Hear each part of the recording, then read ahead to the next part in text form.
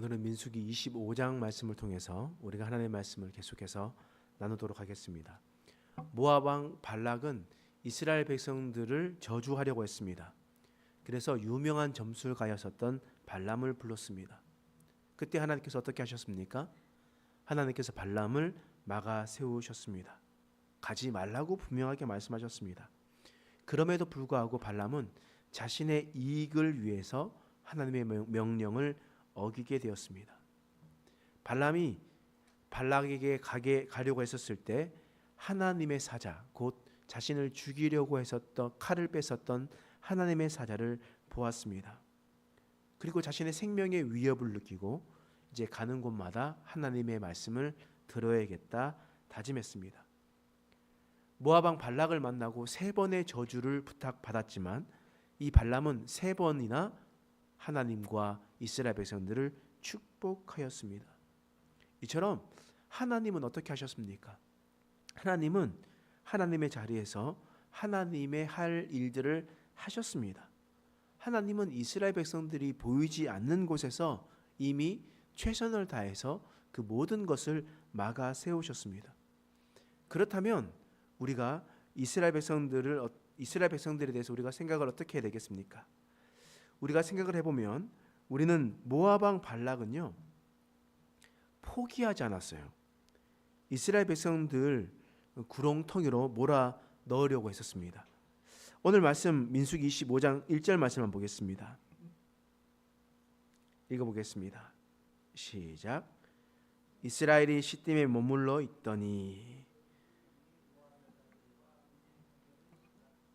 네, 아멘. 오늘 말씀 보면요, 이스라엘 백성들이 시딤에 머물러 있다라고 먼저 성경에 기록하고 있습니다. 이 시딤이라는 것은요, 요단 강에서 약 11km 정도 떨어져 있는 곳입니다. 우리가 시딤이라고 했었을 때 우리가 지도로 우리 수요일날 많이 찾아봤죠. 아벨 시딤이라고 아벨 시딤이라고 되어 있었던 그런 곳이 있었는데요. 그곳에 바로 정착해 있었습니다. 이 정착하고 있었고 난 다음에 그 다음에 거기서 계속 모여 있는 겁니다. 이 민수기에서부터 여호수아까지 이르는 말씀에 요단강을 건너기 전까지 지금 시딤에 계속 머물러 있는 겁니다. 이렇게 머물러 있었을 때에 모압 왕이 어떤 수를 쓰냐면 2절 말씀 읽어보겠습니다. 시작.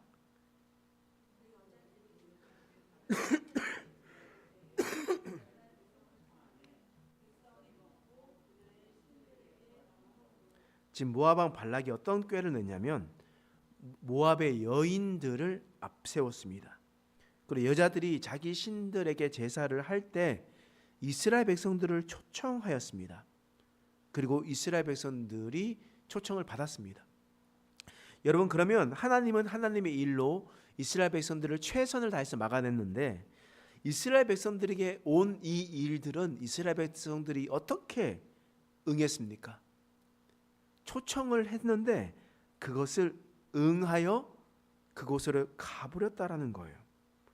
하나님은 이미 하나님의 일을 최선을 다해서 하고 발람을 못 가게 하고 또한 발람의 탐욕으로 말씀의 사역을 하려고 했었을 때 그것을 막아 세운 분이 바로 하나님이셨습니다. 저주하려고 할 때 그것을 막아 세고 오히려 이스라엘 백성들을 축복하려고 하셨던 분이 바로 하나님이셨습니다. 다시 말해 하나님은 최선을 다해 하나님의 일을 하셨습니다. 이제는 이스라엘 백성들이 해야 할 차례거든요. 그런데 이스라엘 백성들은 어떤 일을 했습니까? 모압 왕 발락이 파놓은 구덩이에 푹 빠져버리게 되었습니다. 왜냐하면 그들의 탐욕 때문이었습니다. 2절 말씀 다시 읽어보면 그 여자들이 자기 신들에게 제사를 할 때에 이스라엘 백성들을 청하매 백성이 먹고 그들의 신들에게 절함으로 라고 이렇게 기록되어 있습니다. 여러분, 25장 1절 말씀에 보더라도 이 이방 여인들과 음행하였다라고 우리가 봤기 때문에 이 음행하다라는 것은 혹 성적인 부분 것만 우리가 생각할 때가 있습니다.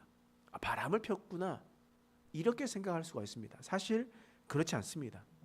성경에 나와서 있는 이 음행은 단순히 바람을 핀다라는 의미가 아닙니다. 우리 먼저 고대 근동의 제사 제도를 한번 살펴봐야 되죠. 고대 근동의 제사 제도는 지금의 우리가 알고 있는 제사 제도와 또한 이스라엘 백성들이 하나님께 드리는 제도랑 다릅니다. 이 제사는 어떤 제사였냐면 3절 말씀에 그것을 말씀하고 있습니다. 읽어보겠습니다. 시작. 이스라엘이 바알 부올에게 가담한지라 여호와께 이스라엘이 진노하시니라. 지금 이스라엘이 누구에게 제사를 드렸다고요? 바알에게 제사를 드렸다라고 성경은 분명히 이야기를 하고 있습니다. 제가 여러 번 여러분들에게 설명을 드렸지만 바알의 제사는 어떻습니까? 바알의 제사는 이 비를 내리게 하는 신의 축제를 여는 겁니다. 왜냐하면 풍요를 담당하는 이 바알은 비를 내리고 또한 농경 사회를 이끈다고 생각하는 그런 신이기 때문입니다. 이 신에게 제사를 드릴 때 한 일주일 정도 축제를 엽니다. 축제를 열면서 맛있는 거 갖고 옵니다. 고기를 가지고 와요. 술을 가지고 옵니다. 그리고 난 다음에 일주일 동안 축제를 벌입니다.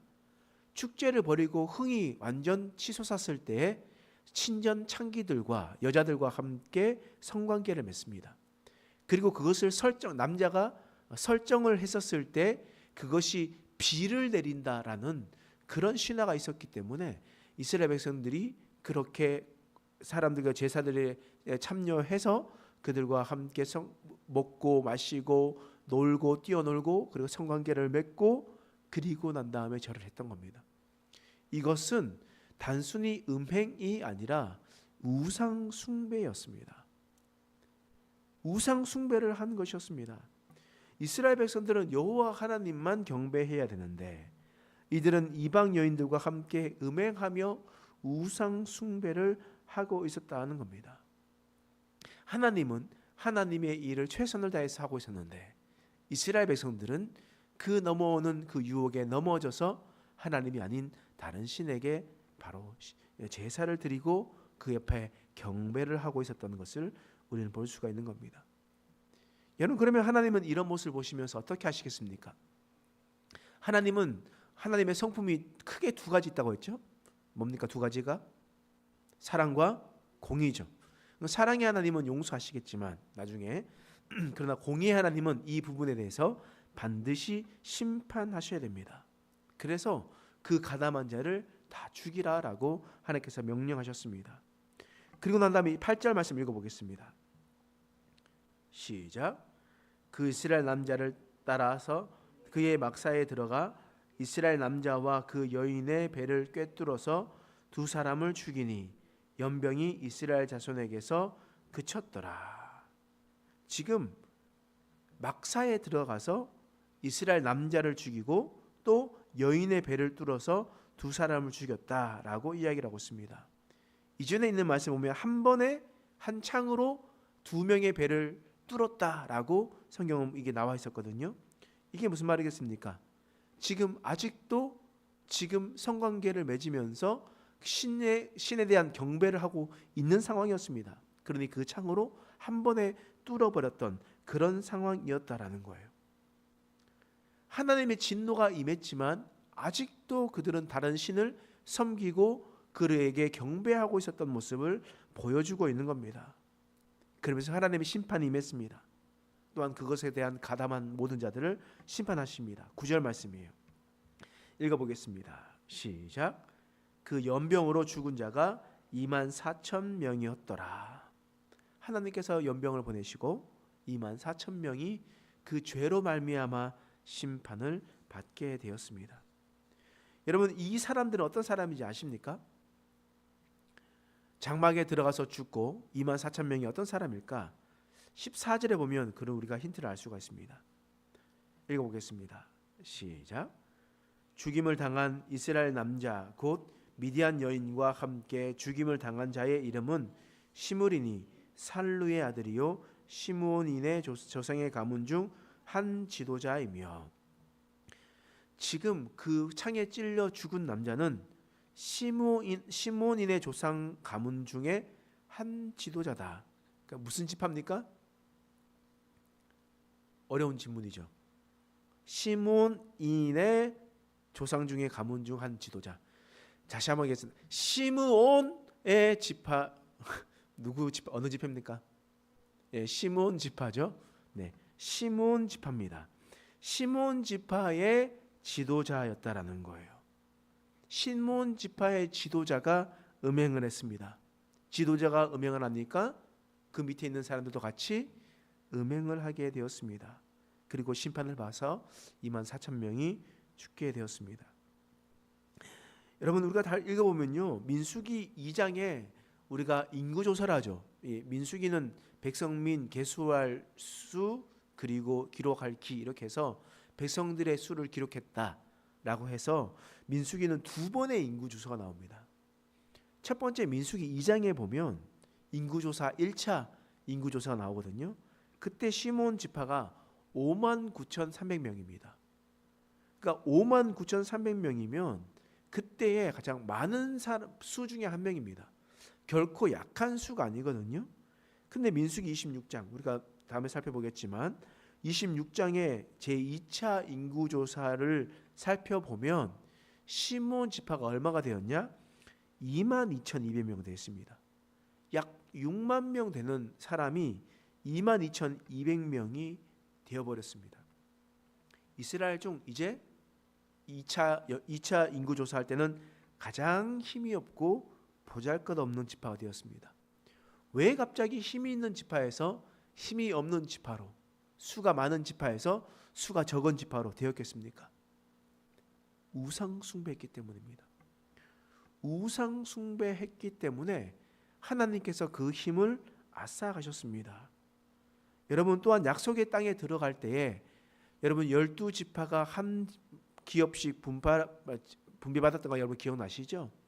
근데 시므온 지파를 여러분 한번 살펴보시면요, 확실하게 시므온이라고 된 곳이 없습니다. 우리가 수요일날 우리가 여호수아를 볼 때 지도를 다시 한번 더 살펴볼 텐데 한번 살펴보시면 시므온 지파는 경계선이 있지 않아요. 어디 있냐면 유다 지파 어느 끝자락에 좀 약간 붙어져 있습니다.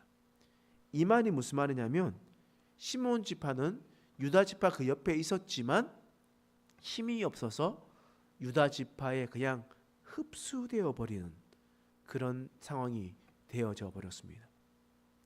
왜 그랬을까요? 다 하나님께서 심판하셨고 그리고 그 우상 숭배를 했기 때문에 하나님의 그런 일을 보이셨다는 것을 말씀을 통해서 우리는 분명히 알 수가 있습니다. 여러분 오늘 모압 여인들과 음행하였다라는 것은 분명한 이야기는 음행은 곧 우상 숭배였습니다. 우상 숭배, 하나님이 아닌 다른 우상을 섬길 때마다 하나님은 그 문제에 대해서 반드시 심판하시는 것을 여러분 기억하시기 바랍니다. 그들도 여호와 하나님을 섬기는 자들이었습니다.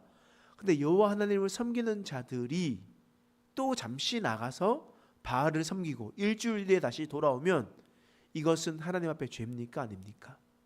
당연히 죄가 되죠. 우상 숭배라는 겁니다. 유일신인 하나님만을 섬겨야 될 우리가 잠시 잠깐 어디 갔다 온다 하더라도 그것은 바로 우상 숭배입니다. 우리가 그것을 잘 기억하시기 바랍니다. 여러분 교회에 지금 열심히 나온다고 해서 우리 마음속에 하나님 말고 다른 것들을 더 사랑하고 있으면 그것 우상 숭배입니다. 하나님보다 다른 것들을 더 의지하고 있으면 그것 또한 우상 숭배입니다. 하나님을 찾아야 할 때 하나님을 찾지 않고 다른 것들을 찾아가면 그것 또한 우상 숭배입니다.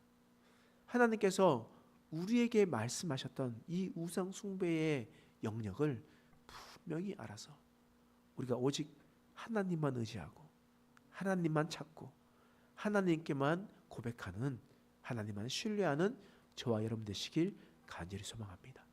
기도하겠습니다. 하나님, 오늘 말씀을 통하여 하나님의 놀라우신 은혜를 베풀어 주신 것을 감사합니다. 하나님, 오늘 이스라엘 백성들이 우상 숭배하며 음행하며 나갔던 것을 보게 됩니다. 그로 인하여 시므온 지파가 또한 심판을 받고 그것을 통하여 하나님의 역사 속에 사라지게 되었다는 것을 우리는 또한 보게 되었습니다. 우리가 이것을 잘 기억하게 하시고 하나님 우상 숭배가 얼마나 위험하고 또한 얼마나 무서운 일인지를 기억하게 하시고 오직 하나님만을 섬기고 하나님만 의지하고 하나님만 신뢰하여 하나님만 사랑하는 우리 인생 될 수 있도록 도와주시옵소서. 감사드리며 예수님의 이름으로 간절히 기도드립니다.